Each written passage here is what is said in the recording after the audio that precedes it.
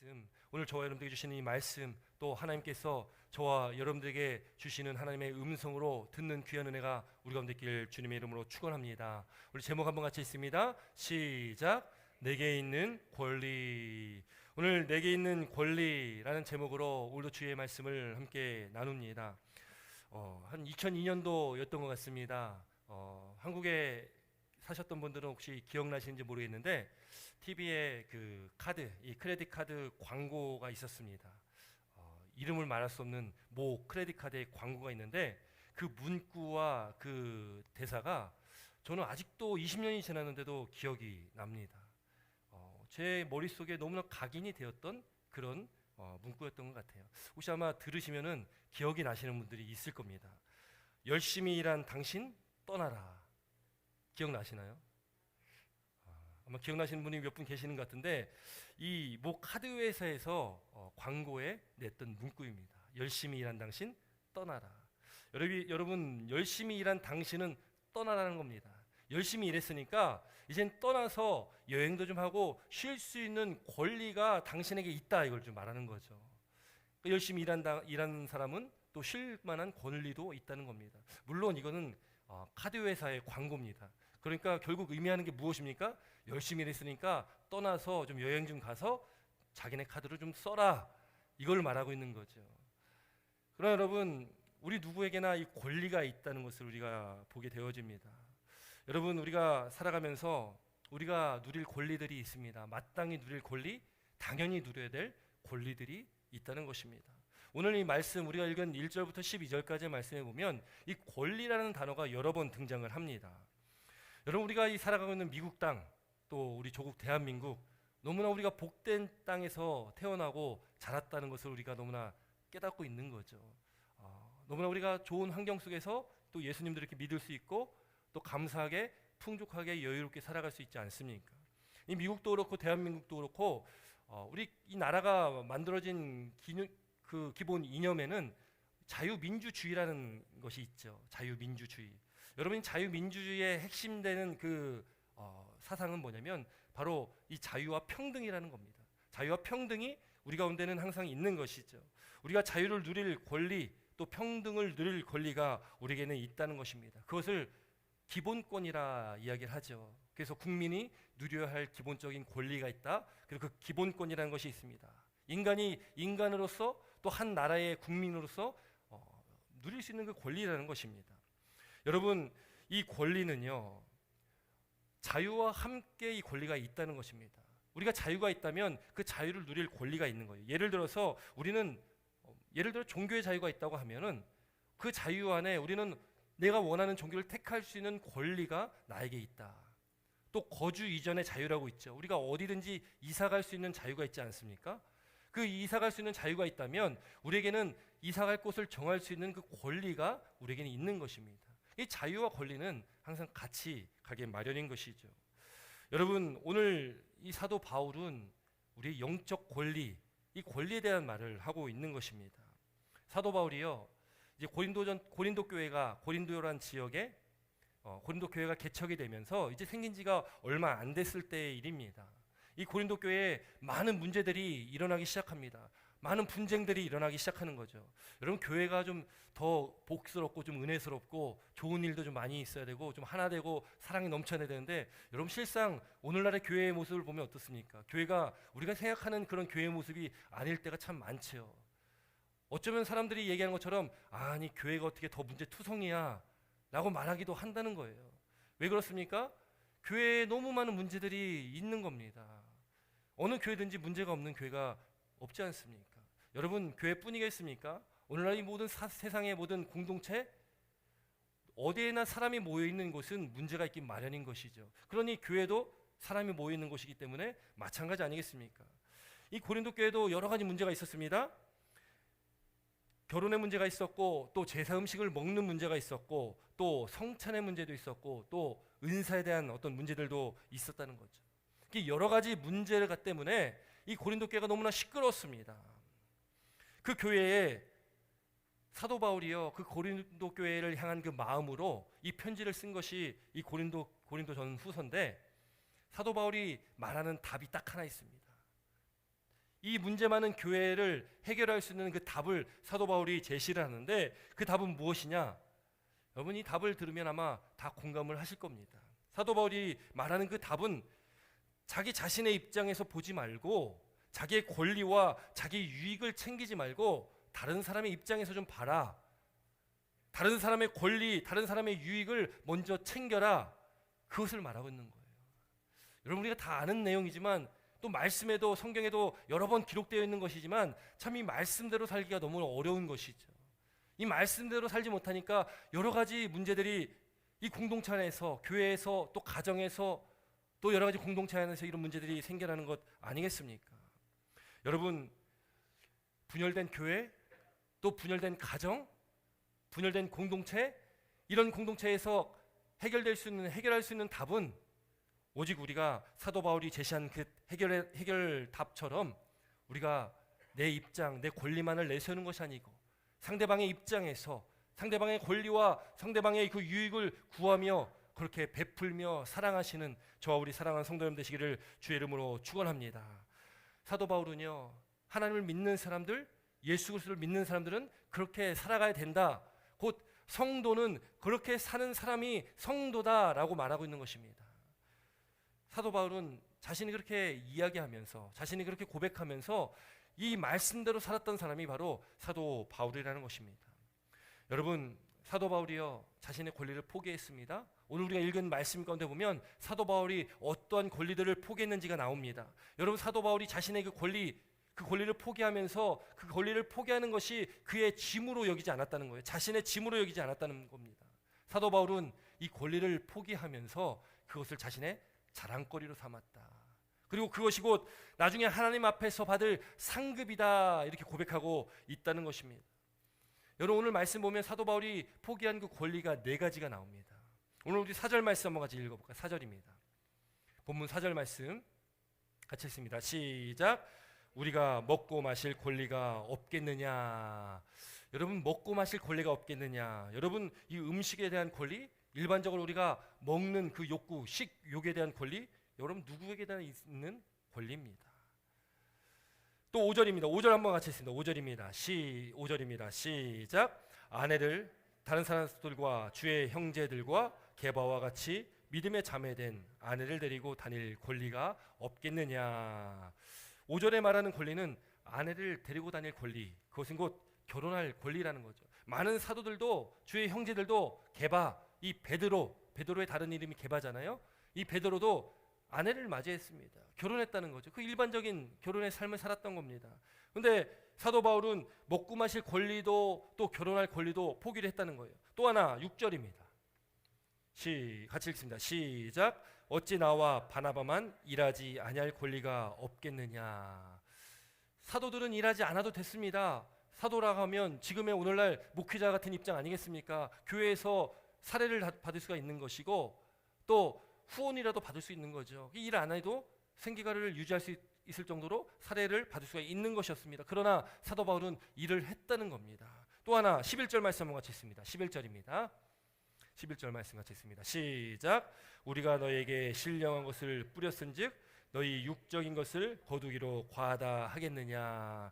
지금 11절에 말씀하고 있는 것이 바로 그렇게 복음을 위해서, 주를 위해서 헌신하였기 때문에 교회에서 사례받는 것 정당하게 받을 수 있다, 그것이 나의 권리다라고 지금 말하고 있는 것입니다.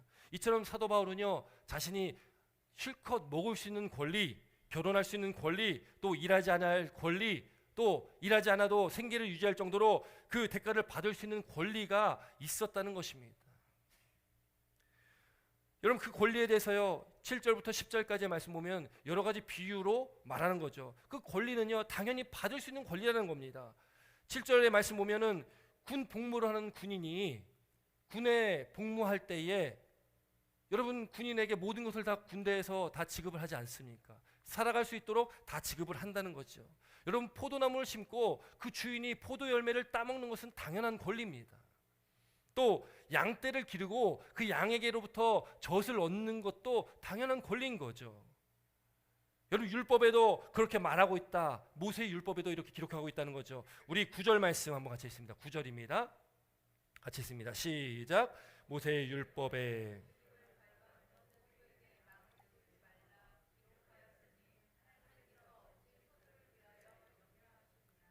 10절로 함께 읽습니다. 시작. 오로지 우리를 위하여 말씀하심이 아니냐, 과연 우리를 위하여 기록된 것이니 밭가는 자의 소망을 가지며 곡식 떠는 자는 함께 얻을 소망을 가지고 떠는 것이라. 아멘. 율법에도요, 곡식을 밟아 그 떠는 소에게 입에다가 망을 씌우지 말라는 거예요. 왜요? 열심히 곡식을 떠는 그 소에게 조금 먹을 수 있는 권리를 좀 줘라. 이게 율법에서 지금 말하고 있는 것입니다. 당연히 그 먹을 권리가 소에게도 있다. 그러면서 바울은요, 그것이 지금 소를 위해서 지금 하나님께서 말씀하신 거냐? 아니다. 그건 사람을 위해서 말씀하신 거야. 사람에게는 그러한 권리가 있다는 겁니다. 밭가는 자에게는 그 곡식을 얻을 수 있는 권리가 있는 것이고, 그것을 소망하며 밭을 가는 것이고, 또 곡식 떠는 자에게는 그 열매를 얻을 수 있는 그 소망이 있기 때문에 곡식을 떠는 거다라고 지금 말하고 있는 겁니다. 당연한 권리에 대해서 말하는 겁니다. 저와 여러분들이 믿음의 삶을 살아가면서, 우리가 이 세상에서 삶을 살아가면서 우리가 가지고 있는 당연한 권리들이 있습니다. 이 세상 가운데서 있는 권리가 있죠. 그러나 여러분, 오늘 사도 바울은요, 그런 당연한 권리인데 앞서 말씀드렸듯이 4가지 권리를 사도 바울이 포기했다는 거예요. 왜 포기했냐? 왜 포기했는지를요 12절에 말씀하고 있습니다. 12절 말씀 한번 같이 읽습니다. 12절입니다. 시작.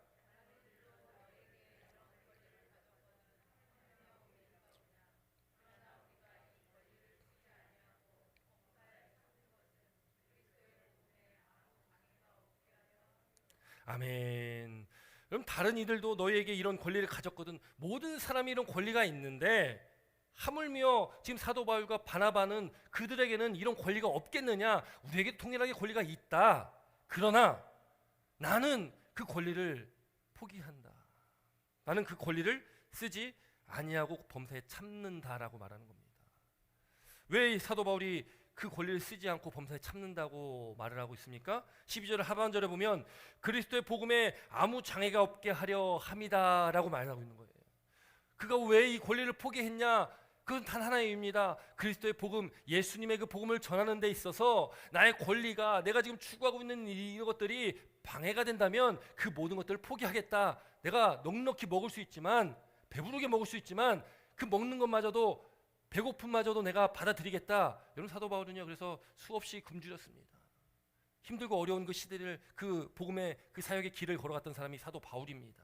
여러분, 사도 바울은 결혼하지도 않았습니다. 다른 사람들은 다 일반적인 가정을 꾸리고 그렇게 사역을 했지만 사도 바울은 결혼하지 않았습니다. 그가 뭔가 부족해서 결혼하지 않은 것이 아니라 결혼할 수 있었지만 그가 결혼하지 않았다는 거예요. 왜요? 주의 복음을 위해서.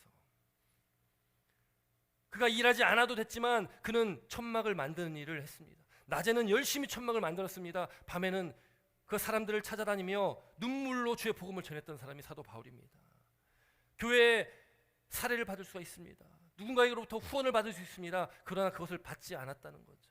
천막을 만들며 생계를 자기가 유지하며 나갔다는 겁니다. 자비량으로 사역을 했다는 거죠. 여러분, 오늘 이 사도 바울이 4가지를 권리를 포기했다 얘기하는데, 오늘 이 말씀이 그러면 우리에게도 먹을 권리를 포기해라, 결혼하지 말라. 여기 다 결혼하셨죠? 결혼하지 말라. 또 저 같은 목회자 입장에서는 사례를 받지 말라. 일해서 알아서 생계를 유지해라. 그것을 말하고 있는 것이 아닙니다. 사도 바울은 주의 복음을 위해서 이처럼 당연히 받아야 될 권리를 포기했듯이 저와 여러분의 믿음의 삶 가운데 우리가 당연히 누려야 할 것들, 그 권리들이 있을 텐데 그것들을 주를 위해서 포기할 사람이 되라. 포기하는 성도가 되라. 그것을 사도 바울은 우리에게 권면을 하는 것입니다. 여러분, 권리는요, 앞서 말씀드렸듯이 당연히 우리가 누릴 권리입니다. 누가 뭐라 하지 않는 그런 권리를 우리는 누릴 수가 있다는 것이죠. 여러분, 저는 시골에서 자랐습니다. 시골 촌놈입니다. 어린 시절 시골에서 자라면서요, 시내, 저는 청주라는 한국의 충청북도 청주라는 곳에 학교를 다녔는데, 저희 집은 이 도시와 버스로 한 1시간에서 1시간 반 정도의 거리가 있는 그 시골 지역에서 저는 자랐습니다. 그리고 학교를 이 버스를 타고서 이게 통학을 늘 했지요. 시골이니까요, 버스가 이렇게 자주 다니지 않습니다. 1시간에 한 대, 때로는 2시간에 한 대 이 버스가 다닙니다. 그래서 이 버스를 타고 다닐 때면요, 시골이니까 이 뭐 시골 지역 곳곳에서 이제 많은 분들이 버스를 타고 이제 도시로 이 장을 보든지 볼일 보러 가시잖아요. 이 노인분들이 굉장히 많이 타세요. 다행히 사람이 별로 없어서 의자에 딱 앉아서 가고 있는데 어느 한 군데 지나가면은 거기에서 노인분들이 몰려서 많이 타시는 지역이 있습니다. 전 자리에 앉아 있는데 빈자리에 제가 제 돈 내고 타서 앉아 있으면 좀 권리잖아요. 당연히 누려야 될 저의 권리잖아요.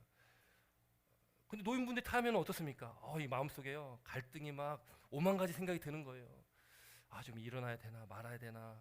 나 1시간 더 가야 되는데 지금 일어나면 내가 1시간 동안 이거 붙들고 그 길을 또 가야 될지 모르는데 때로는요 툭툭 치시는 분들도 있어요. 가끔 TV에도 나오지요. 막 그 싸우는 경우도 있잖아요. 지하철 안에서 앉아가는 거는 자유잖아요. 그 권리잖아요. 근데 간혹 이제 어떤 분들이 젊은 사람이 지금 노인이 서 있는데 그 자리에 앉아 있으면 어떡하냐고 막 싸워가지고 막 그 신문에 나는 경우도 막 있잖아요. 물론 노인분이 계시면 저희 일어났습니다. 믿어주시기 바랍니다. 여러분 제가 그 빈자리에 앉을 수 있는 건 제 권리입니다. 누가 뭐라 할 수 없는 제 권리죠. 제가 제 돈 내고 탔기 때문에 저는 빈자리에 나면 앉을 수가 있습니다. 여러분 그럼에도 일어나는 것. 여러분 사도 바울도 누릴 수 있는 모든 권리가 있었지만 그럼에도 그가 일어나는 것. 왜요? 주의 복음을 위해서. 제가 그 어르신을 위해서 그 자리에서 일어나는 것처럼 사도 바울은 자신이 누릴 권리를 포기하고 예수님의 복음을 위해서 그가 자신의 권리를 내려놓았다는 것입니다. 여러분 그것은요 가장 높은 수준의 권리입니다. 가장 높은 수준의 그 권리는 뭐냐? 바로 나의 권리를 행사하지 않을 수 있는 권리, 내가 마땅히 누려야 할 권리를 행사하지 않는 그 권리, 그것이 가장 높은 수준의 권리라는 것입니다. 여러분 우리가 누려야 할 많은 권리들이 이 세상 가운데 있습니다.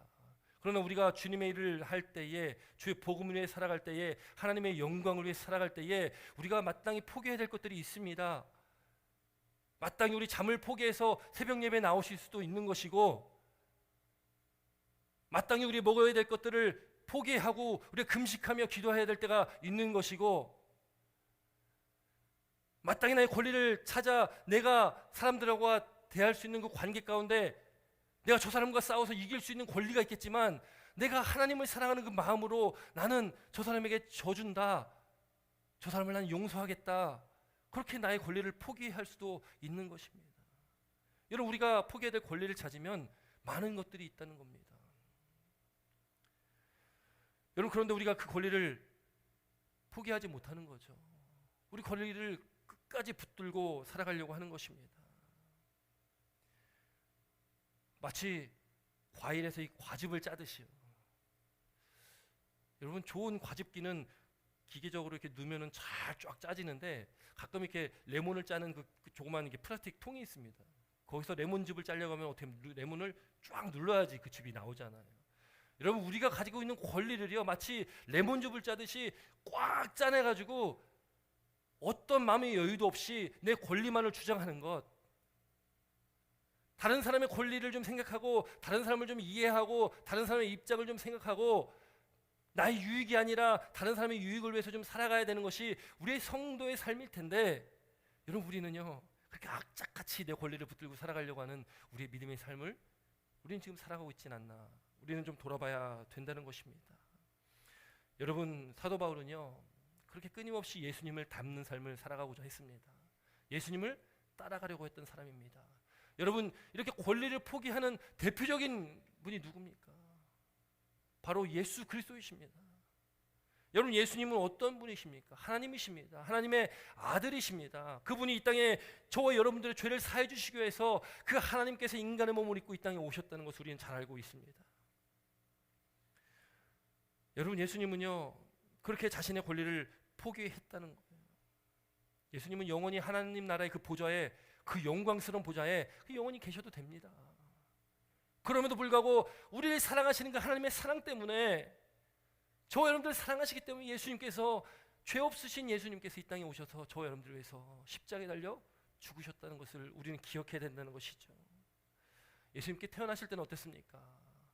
하나님이십니다. 왕궁에서 높은 보좌에서 사람들의 환영을 받으며 칭송을 받으며 그렇게 아주 좋은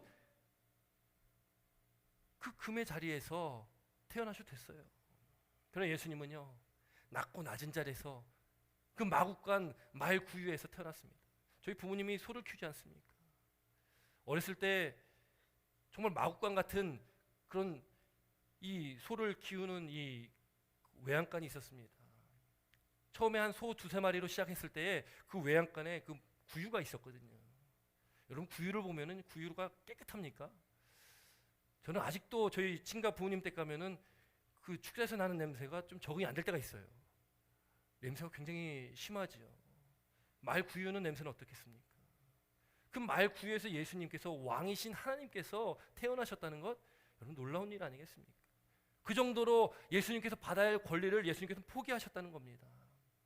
예수님께서 공생애를 살으셨던 그 기간 동안 행하신 하나하나의 일들 보면은 예수님께서는 끊임없이 자신의 권리를 포기하는 삶을 사셨다는 겁니다. 예루살렘에 입성하실 때는 어떻습니까? 여러분, 예루살렘에 입성하시는 예수님의 모습, 예수님께서요 어린 나귀 새끼를 타고 예루살렘에 들어가셨습니다. 여러분, 나귀 새끼는요 굉장히 조그맣니다. 볼품없는 거죠. 성인이 나귀 새끼를 타면 발이 땅에 끌리지도 모르는 그렇게 아주 낮은 작은 그 나귀입니다. 아니, 타도 어미를 타야지 왜 그 나귀 새끼를 탈까? 여러분, 이 세상을 보면요 많은 왕들이 또 많은 이단의 교주들이요 꼭 사진 하나씩 걸려있는 게 백마를 타고 꼭 사진을 찍어요. 뭐 그렇게 좋다고 백마를 타는지 모르겠습니다. 북한의 김정은도 늘 그 백마를 타고 백두산을 오르고 그러죠. 백마는 그 왕권의 상징이기 때문에 그렇습니다. 백마가 아니더라도 예수님 왕이신데 말을 타고 좀 멋있게 좀 입성하시면 얼마나 좋을까. 여러분, 그러나 예수님은 어린 나귀 새끼를 탔다는 것을 우리는 보게 되어집니다. 예수님 그처럼 자신이 가질 수 있는 그 권리들을 하나도 갖지 않고 철저하게 자신의 권리를 포기했던 분이 바로 예수님이십니다. 예수님은 그렇게 제자들의 발을 씻겨주셨습니다. 그리고 예수님께서 십자가에 달려 저와 여러분 대신하셔서 그 가장 잔혹한 형벌인 십자가에 달려 죽으신 분이 바로 예수님이십니다. 아니, 하나님이 죄 없으신 예수님이 왜 우리를 위해 십자가에 달려 죽으셔야 됩니까? 살 수 있는 권리가 사셔야 되는 그 하나님께서 왜 그 권리를 포기하면서까지도 우리를 위해 십자가에 달려 죽으셨습니까? 그것은 단 하나의 이유입니다. 우리를 사랑하셨기 때문에 그렇습니다. 저와 여러분들 사랑하셨기 때문에 십자가에 달려 죽으신 것이고 그것이 하나님의 뜻이기 때문에 그렇게 십자가에 달려 죽으셨다는 겁니다. 여러분, 사도 바울은 그 예수님을 만났지요. 예수 믿는 사람을 잡아 죽이기 위해서 그것이 자기의 의인 줄 생각하고 그것이 자기 신념으로 생각하고 예수님을 믿는 사람들을 죽이기 위해서, 핍박하기 위해서 다메섹으로 가는 그 길에서 예수님을 만났습니다. 그가 그렇게 핍박했던 예수님을 그가 만났다는 거예요. 그 예수님과의 만남 가운데 그가 이제는 180도로 변화되게 됩니다.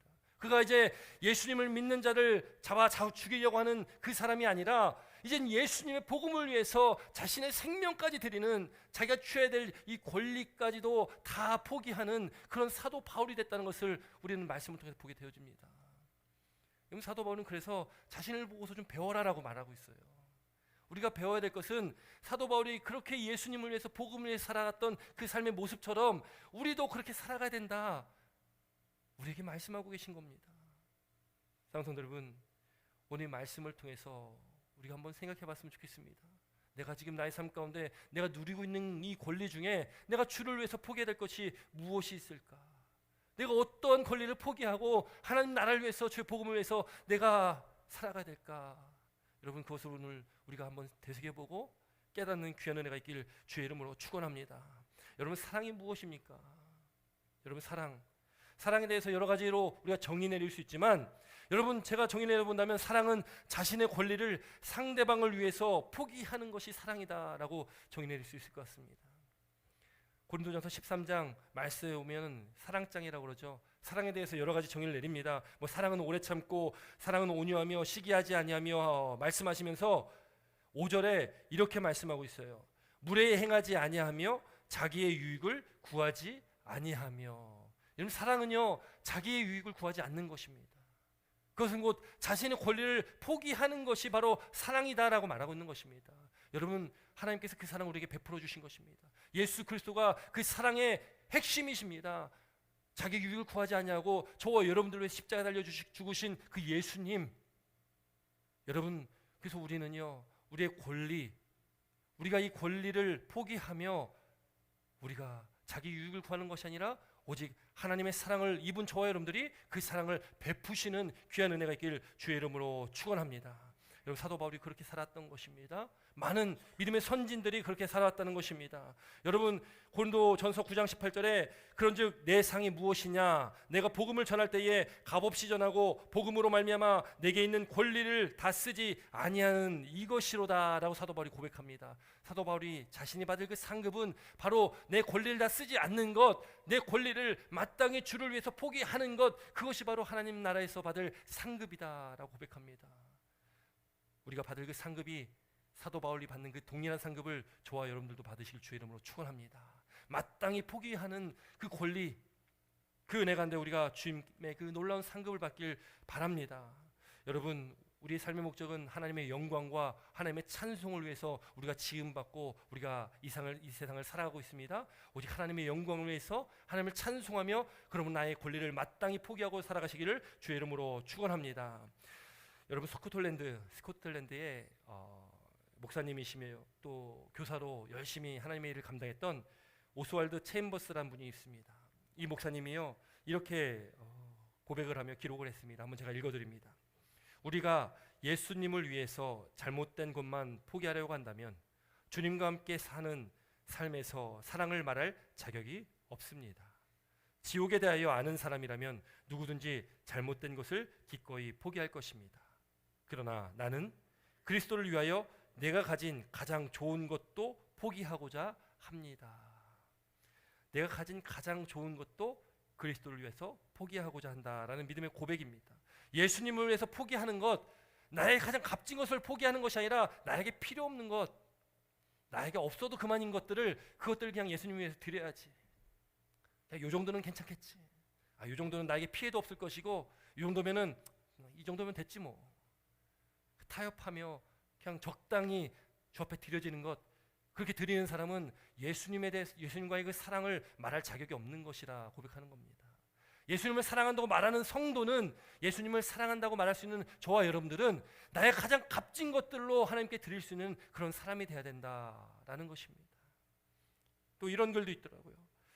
진정한 희생은 우리가 가진 가장 좋은 것을, 우리가 가장 사랑하는 사람을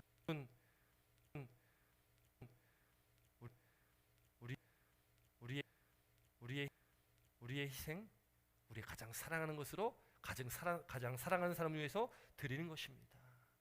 옆에 있는 배우자를 위해서, 나의 자녀들을 위해서 그런 사랑을 드리는 것. 또 가장 큰 것은, 가장 큰 값진 사랑은 바로 우리가 입은 하나님의 그 사랑에 우리의 사랑을 드리는 것임을 믿으시기 바랍니다. 오늘도 그런 사랑을 주 앞에 드리시고 또 우리 주변에 있는 사람들을 사랑하시는, 그렇게 나의 유익을 구하는 것이 아니라 나의 권리를 찾는 것이 아니라 다른 상대방의 유익을 구하며 상대방의 권리를 높여주며 그렇게 날마다 하루하루를 살아가시는 믿음의 복된 삶이 되시기를 주의 이름으로 축원합니다. 기도드리겠습니다.